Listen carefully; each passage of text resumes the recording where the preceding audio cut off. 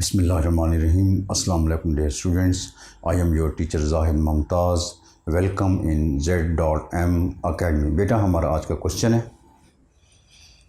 Question number 13 first part, find the matrix A if.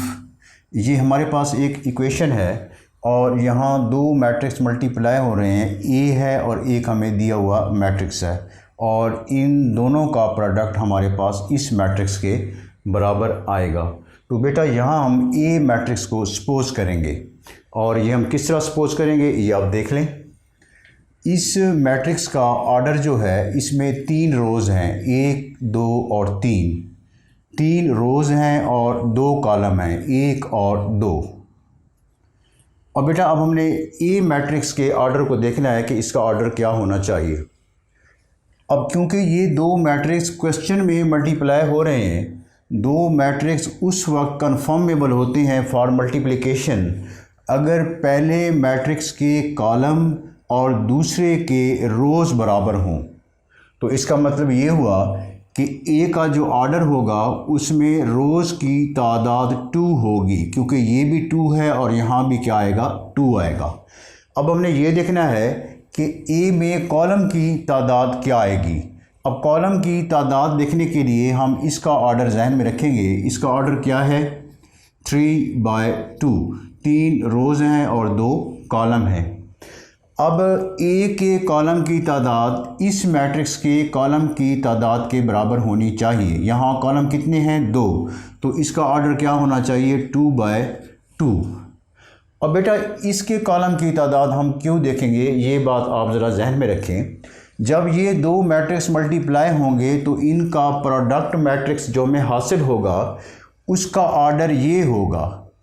ये जो external entries हैं इन दोनों ऑर्डर की 3/2 उसका ऑर्डर ये होगा। तो इसका ऑर्डर भी क्या है, 3/2। अब क्योंकि इसका जो प्रोडक्ट मैट्रिक्स है वो इसके बराबर है, तो जब इसके बराबर है तो इन दोनों का ऑर्डर सेम होना चाहिए। इसलिए हमने यहाँ ऑर्डर 2 लिया है इसके मुताबिक, क्योंकि इसका ऑर्डर हमें 3/2 होगा। अगर हम 2 की जगह कोई और नंबर लें तो ऑर्डर 3/2 चेंज हो जाएगा और हमारे लिए इसका ऑर्डर 3/2 होना चाहिए। रिजल्टेंट मैट्रिक्स का ऑर्डर 3/2 होना चाहिए, क्योंकि इसका ऑर्डर क्या है, 3/2 है और ये दोनों आपस में क्या होंगे, बराबर होंगे। अब हम ए मैट्रिक्स के एलिमेंट्स को लिखते हैं।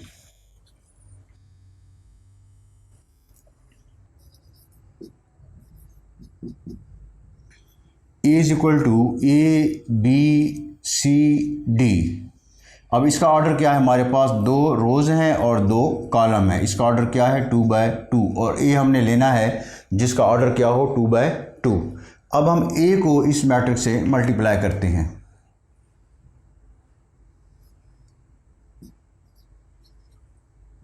-1 0 1 और ये मल्टीप्लाई हो रहा है ए से और ए हमारे पास ये है ABCD और ये बराबर है इस मैट्रिक्स के।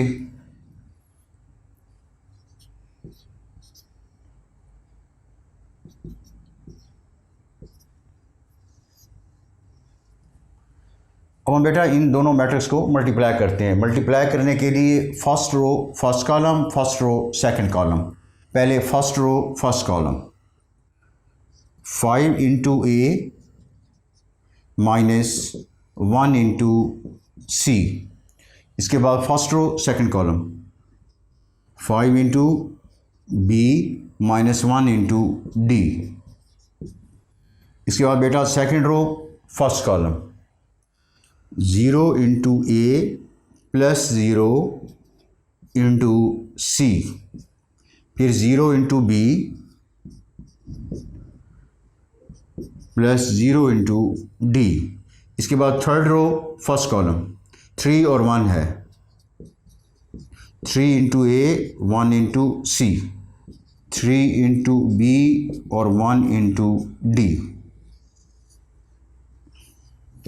अब इसको ज़रा चेक कर लें। पहली हमारी रो है 5 - 1 5 - 1 5 - 1। सेकंड रो है 0 0 0 0 0 और 0। Third row 3 1 3 1 3 1। अब कॉलम देखें, पहला कॉलम है ए सी, ये ए आएगा, ये सारा सी होगा। दूसरा कॉलम है बी डी, ये बी है और ये क्या है, डी है। ये बराबर है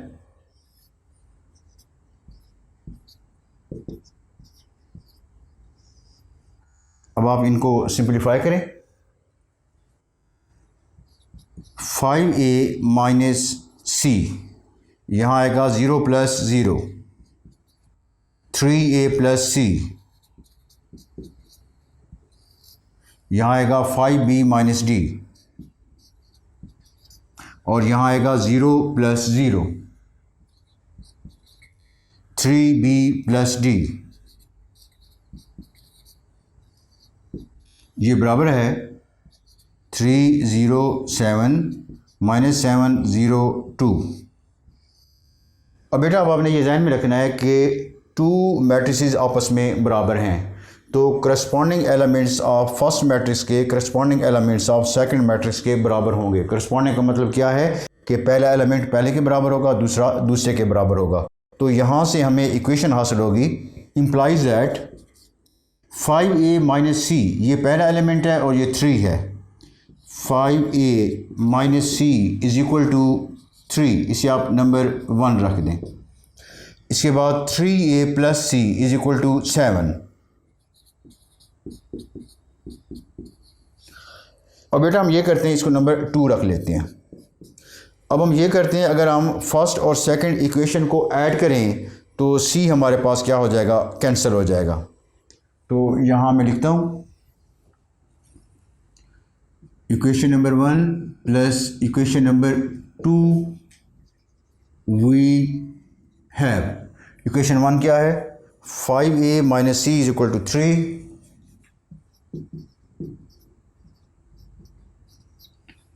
और 3a plus C is equal to 7।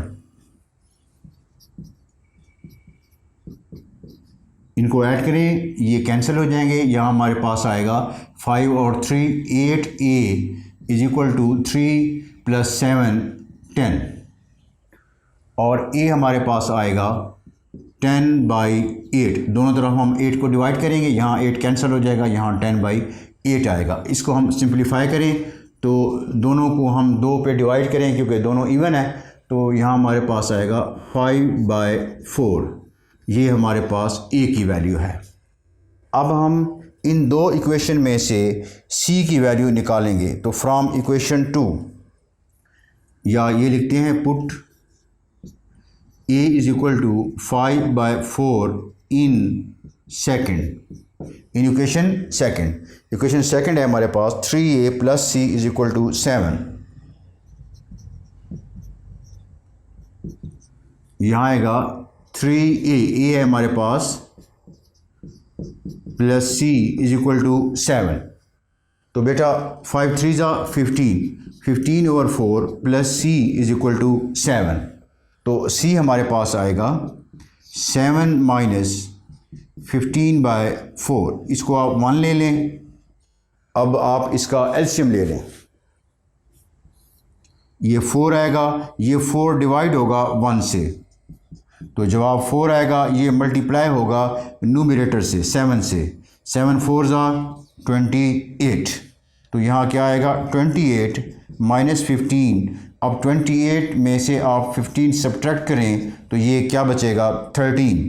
तो 13/4, ये c बराबर आ गया 13/4। अब हम बेटा दूसरी दो इक्वेशन को देखते हैं जिसमें b और d इन्वॉल्व है। हमारे पास एक है 5b, मैं यहाँ लिख लेता हूँ 5b minus D is equal to, ये हमारे पास दूसरा एलिमेंट है, ये है -7 और 3b plus d is equal to 2। इसको आप नंबर दे दें 3, इसको आप नंबर दे दें 4। अब हम 3 और 4 इक्वेशन को जमा करें तो ये d हमारे पास क्या हो जाएगा, कैंसिल हो जाएगा। तो मैं यहाँ लिखता हूँ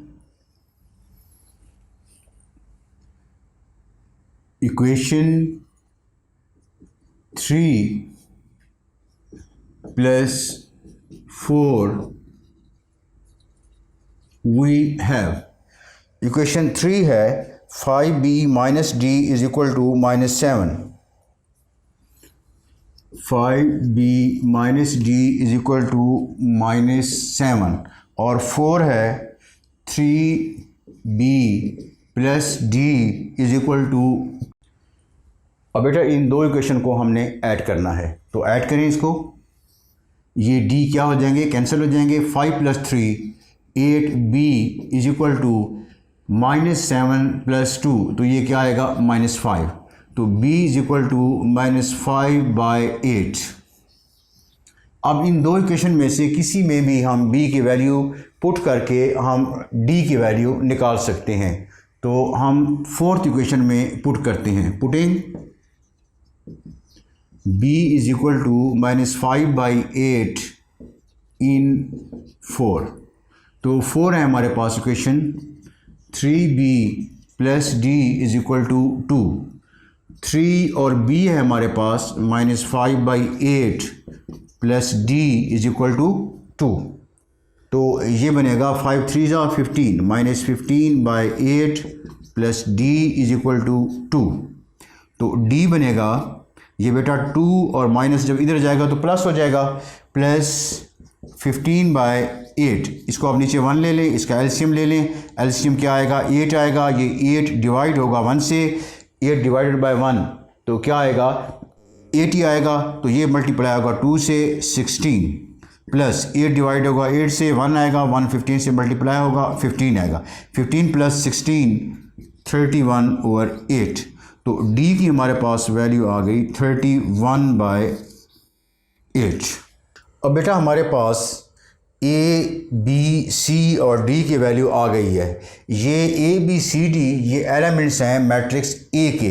तो अब हम a को निकाल सकते हैं, जो हमने फाइंड करना था, फाइंड द मैट्रिक्स a। तो a हम अब मैट्रिक्स लिख सकते हैं। तो हमारे पास अब a मैट्रिक्स बराबर है,